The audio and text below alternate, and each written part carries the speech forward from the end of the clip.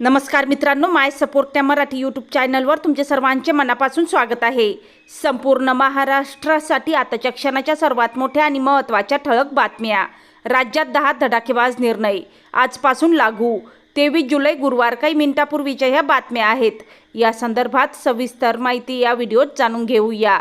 तत्पूर्वी तुम्ही माय सपोर्ट त्या मराठी यूट्यूब चॅनलवर नवीन असाल तर खाली दिलेल्या लाल रंगाच्या सबस्क्राइब बटनावर क्लिक करा आणि समोरील बेल आयकॉन क्लिक करा, जेणेकरून महाराष्ट्राच्या ताज्या बातम्या तुमच्यापर्यंत सर्वात आधी पोहोचतील। तर बघा, पहिली सर्वात मोठी आणि सर्वसामान्यांसाठी सर्वात महत्त्वाची बातमी।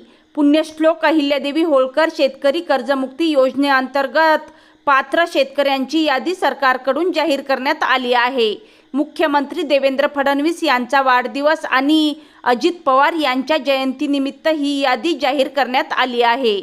महाराष्ट्राचे सहकार मंत्री बाबासाहेब पाटील यांनी याबाबत माहिती दिली आहे। मात्र बाबासाहेब पाटील यांनी विविध जिल्हा बँकांच्या फक्त 553 शेतकऱ्यांच्या कर्जमाफीची पहिली यादी जाहीर केली आहे। त्यामुळे शेतकऱ्यांचा हिरमोड झाला आहे।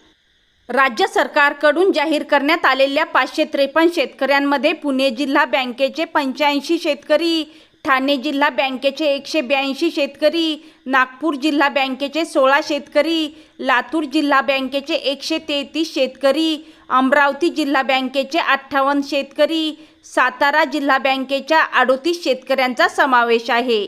या शेतकऱ्यांचा 2,99,37,540 रुपयांचं कर्ज माफ करण्यात आलं आहे।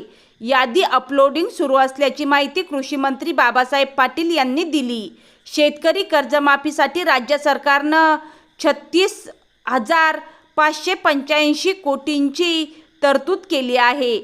या माध्यमातून 56 लाख शेतकऱ्यांना कर्जमुक्तीचा लाभ मिळणार आहे। यापूर्वी 30 जून ही कर्जमाफीची तारीख देण्यात आली होती। त्यानंतर 30 जुलैपर्यंत शेतकऱ्यांना कर्जमाफी मिळेल असं सांगण्यात आलं आहे। त्यानंतरची सर्वात मोठी आणि सर्वांसाठी महत्त्वाची बातमी। सत्ताधाऱ्यांच्या डोक्यात बहुमताची हवा गेली असून ती हवा काढायला जनतेला वेळ लागणार नाही, अशी टीका उद्धव ठाकरे यांनी भाजपवर केली आहे। दिल्लीत आंदोलक विद्यार्थ्यांची भेट घेतल्यानंतर ते पत्रकार परिषदेत बोलत होते। पोलिसांनी आंदोलकांवर केलेल्या अमानुष लाठीचाराचा तीव्र निषेध करताना ठाकरे म्हणाले की सरकार ज्या क्रूरतेने या तरुणांशी वागत आहे ते पाहून आता लोक उघडपणे म्हणू लागले आहे की यांच्यापेक्षा तर इंग्रज चांगले होते, ते सत्तेत बसले आहेत, त्यांच्या डोक्यात बहुमताची हवा गेली आहे आणि ती हवा काढायला जनतेला वेळ लागणार नाही। स्वतःच्या मन की बात लादणाऱ्या सरकारने लोकांची जन की बात ऐकली पाहिजे।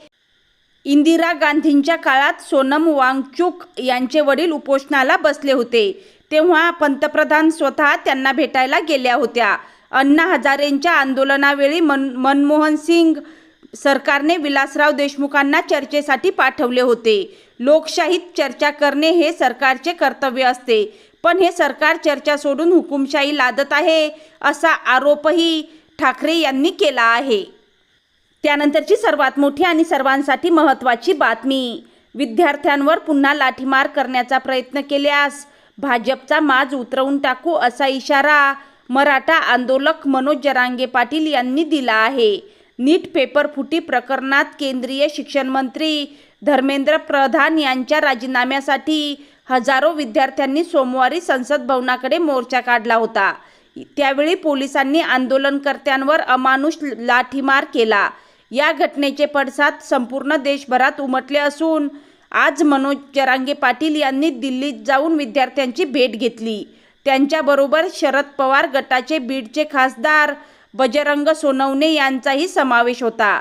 यावेळी उपस्थितांना संबोधित करताना जरांगे म्हणाले, शांततेच्या आंदोलनात ताकद असल्याचे आम्ही सिद्ध करून दाखवले आहे।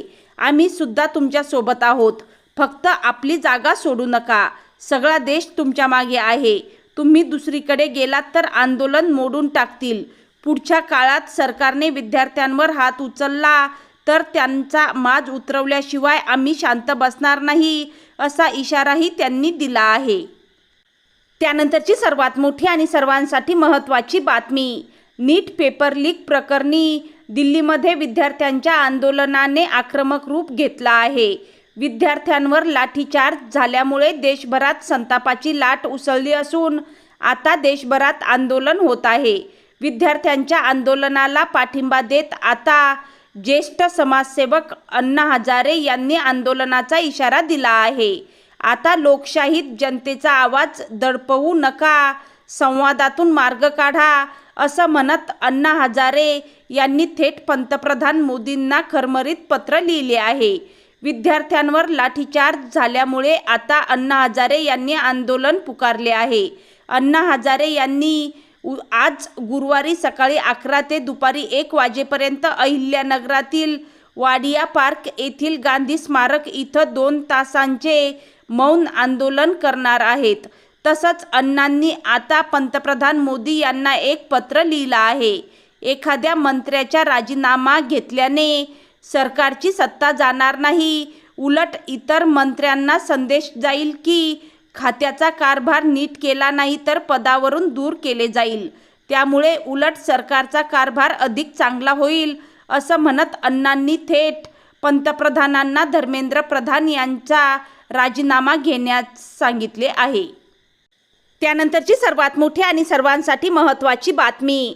दिल्लीतील जंतर मंतर येथे विद्यार्थ्यांवरील पोलीस कारवाईच्या निषेधार्थ वंचित बहुजन आघाडीचे अध्यक्ष प्रकाश आंबेडकर यांनी गुरुवारी महाराष्ट्र बंदची हाक दिली आहे.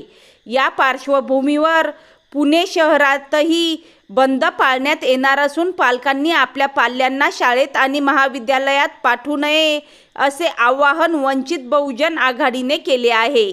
वंचित बहुजन आघाडीचे पुणे शहराध्यक्ष अरविंद तायडे आणि युवक आघाडीचे शहराध्यक्ष सागर आल्हाट यांनी पत्रकार परिषदेत ही माहिती दिली.